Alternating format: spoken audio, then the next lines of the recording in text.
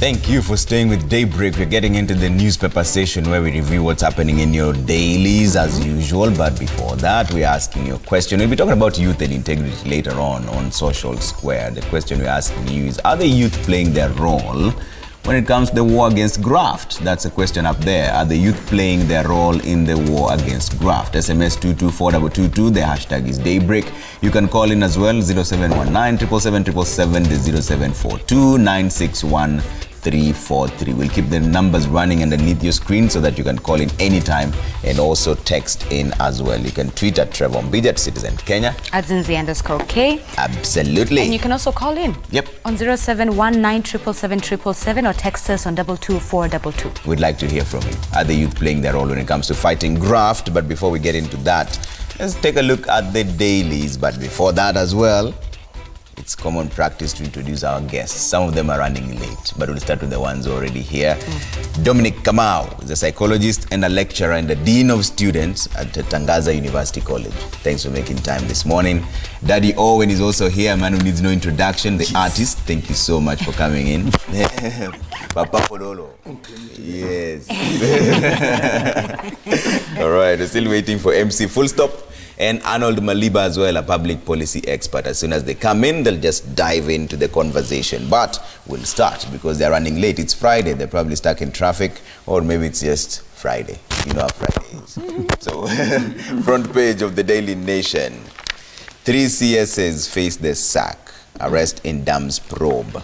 Well, 3 cabinet secretaries faced the sack and prosecution over their roles in the 21 billion shillings Aurora and Kimwarer Dam scandal in a dramatic escalation of the war on corruption that could force President Uhuru Kenyatta to reshuffle his cabinet and bring in new faces. That story continues on page 4. It's nothing new except now they're still facing arrests, which might or might not happen. We'll delve in deeper into that in just a bit. Let me give you a bit more context on that story. It's on page 4. That's where the main discussion is. And they say that work on the dams has never begun despite the payment of 21 billion to a broke Italian firm, that's CMC di Ravenna, and the insurance company which had secured the loans as well. So complex have the investigations been that detectives in Nairobi sought the assistance of UK's National Crime Agency, whose mandate is to investigate organized and economic crimes across regional and international borders. The interesting thing is, the scandal here that we're talking about, 21 billion shillings, it's not even part of what the DPP is probing. As how much money? They're looking at around 16.8 billion without this particular amount. This is last year, between last year and then just this 10 months. In just 10 months, they're looking at least 16.8 billion shillings that may have been siphoned in one way or another, and that is not even including this 21 billion shillings from the dam probe. Of course, at the center of these investigations is CS Henry Rotich, the National Treasury and Planning Cabinet Secretary, CS Simon Chiligui, who is the Water Cabinet Secretary, as well as Mwangi Kiunjuri, Cabinet Secretary for Agriculture. And of course, earlier this week, we saw the DCI even heading to Mombasa to question CS of Secretary for Devolution, Eugene Wamalwa. Yeah, and it's still on the front page, another story that has caused a lot of reaction. What's the ideal age for sexual consent? Yeah. This is, of course, after three judges wanted to drop the age of consent, sex consent to be specific, from 18 to 16. Yes. You know the argument? They're saying prisons are teeming with young men serving lengthy sentences for having had sex with adolescent girls whose consent has been held to be immaterial because they were under 18 years. All right. That story continues on page 10 and page 11. Legally, there's a need to amend the Sexual Offences Act, given it has sections that could easily lead to injustice. Doctors say lowering the age of sexual consent means young girls and boys can go and start practicing what they totally know nothing about. Parents say this takes us many years back when girls were married off immediately after they experienced their first menstrual cycle. And the church says our underage boys and girls should not be exposed to or even given the freedom to have sex. Here's an interesting fact. The youngest consent in a specific country is 9 years old. Well, in another different country, by 21, that's the age consent. So here in Kenya, we're taking to look at reducing from 18 to 16. Yeah. But that's on the Daily Nation. Let's take a look at the Standard newspaper. The Standard newspaper, of course, there are two stories there that I've grabbed, will probably grab your attention as well. Hundreds of patients detained, over 6 billion. The patients are locked up in about 11 hospitals, which are also holding hundreds of bodies. Now, MPs are looking to change this law to find facilities that punish poor families. And then, of course, what we mentioned earlier on at the beginning of the show, the shock of disparity in the county university intake. And a report that shows that 1 in every 3 students who qualifies is from 10 privileged counties, with a marginalized regions such as Lamu, Tana River and Mandera only taking less than 1% of all our vacancies in universities. Yeah. Then there's that debate on SRC, where Civil Servants Union won SRCs on salaries. That's on page 7. Yep. Let's start with the Daily Nation front page. 3 CS has faced the sack arrest in Dams probe. And Daddy Owen, I'll start with you. Are you confident this is going somewhere? This is very good news to the eyes. To the eyes. Not to reality. Okay. I don't think this will ever happen. Just me. I think I'll be so shocked if something like this. Okay, to be sacked, I think that can happen. But arrest and in prison, I don't think it will ever happen. Why is that? It's just, I think it's just the tradition, or it's something that maybe we are used to. We've never seen the so-called big fish taken to jail or standing there at the knee, and then the judge is saying, now this guy, you're going to jail. Never seen that happen in Kenya. I don't think this will be the first time. These guys they're just powerful up there, very, very powerful. It's going to be very complicated. It's a case that will run for long and long and long until you forget. Something new will come. Will come from a road dam, then we'll go to Shiakholu Dam. By the time we're talking about Shiakholu Dam, this dam, all of us, we have forgotten about this story. And then we'll move on as Kenyans. Because you can imagine, even still, you're very young. How many scandals have you had in Kenya? Big scandals that nothing happened eventually. You had guys turn to pastors, became pastors, and then they moved on. Yeah. Dominic, is that skeptical as well? I am very skeptical, and I actually want to agree with Daddy Owen on this particular issue, because I don't know if you saw the montage that someone created a while back on the scandals in Kenya, the billions of shillings that have been lost. And nothing has happened. Until we see someone really heading to committee, then one can say that something is going to happen. So the president keeps shuffling people, so this one is gonna get fired. No one is gonna be spared. There was Gado ran a very nice on the Daily Nation some while back, where the president is speaking that someone is gonna go to prison. No one is gonna be spared on the war against graft, and he says so until Wanjiko dies. Wanjiko, who will represent the citizen, and this is the same thing. So CSs here, as you're saying, face the sack arrest in Dams probe. I am highly skeptical from previous experience, from the immediate history that we have, that there is nobody of value, if you can say of value, in prison. Citizen on Facebook, they have a post there where a lady was turned away from KNH, Kenya National Hospital, because she could not afford 2,000 shillings to get treatment for cancer. And she says Kenya belongs to the rich. Unfortunately, there is a point there.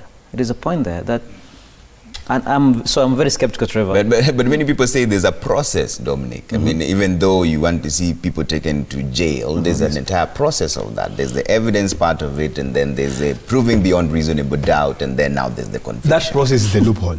Now that process is the loophole. That is the point where now it will never happen, because the process takes too long. Even we've seen so many probes in Kenya. The probe part alone, and then now you go to this guy now is saying, now let's take him to court.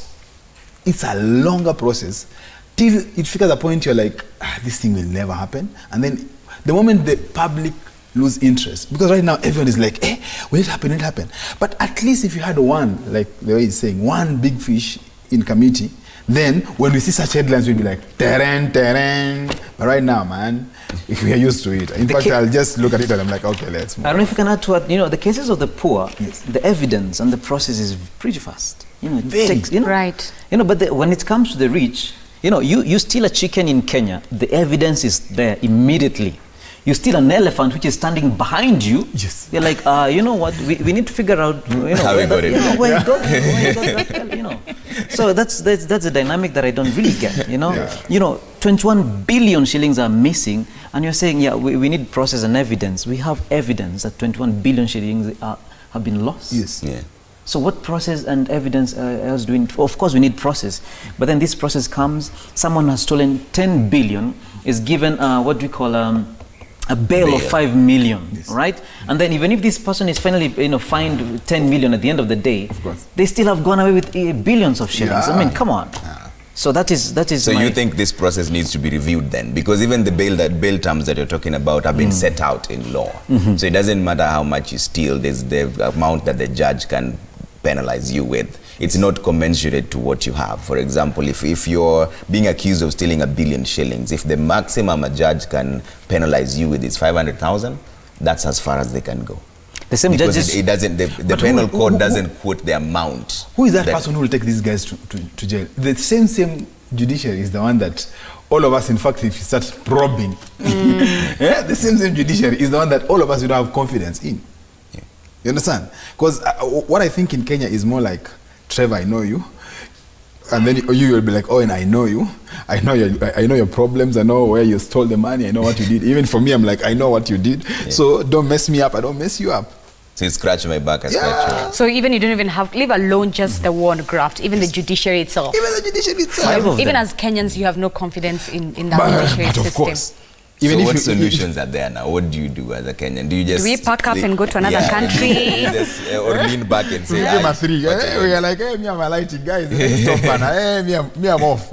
No, we need, I think we need as Kenyans to learn how to sustain outrage. That is my biggest problem with Kenyans. We somehow have gotten used to corruption, you know? Like, if someone says, you're like, okay, oh, another 10 billion is gone, oh, then we get angry for a week, and then we go back, you know? And so Kenyans need to learn how to sustain outrage until results are found. And I think that's where we missed the point. In some, so I don't know if you know, in South Korea, the former president is in prison for 32 years, plus, I think, for stealing, I think, 500,000 equivalent to Kenyan shillings, half a billion. I saw even in Brazil. 30, Michel Temer is in Brazil. So, yes, former president. Well, because people get angry, they come out in the street and they say this cannot happen in our country. But what about Kenya? Kenya, we get angry insofar as that corruption is not benefiting me. You know, so the anger towards corruption is it is not benefiting me. Once I get into the table that the corruption benefits, then I keep quiet. So then do you think voters then deserve the leaders or that we have put there? That at the end of the day, voters are just a reflection of the society. I totally agree. I think our parliament is a sample population of Kenyans. Of course. I mean, you go to a hawker, he's going to sell you air underneath his potatoes or something, you know. You buy something, and when you get home you realize what you bought is not actually what you bargained for, you know. So someone is stealing according to the resources available to them. So it's not that probably our politicians are specifically corrupt or more corrupt than the general population. No. It's because they have more resources to steal. Okay. But if possible, if you put someone else there, then they will steal pretty much the same way. So the anger is not that we are morally convinced of the badness of corruption. We are angry because this corruption is not benefiting me. And once it benefits me, it ceases to be corruption, it becomes a deal.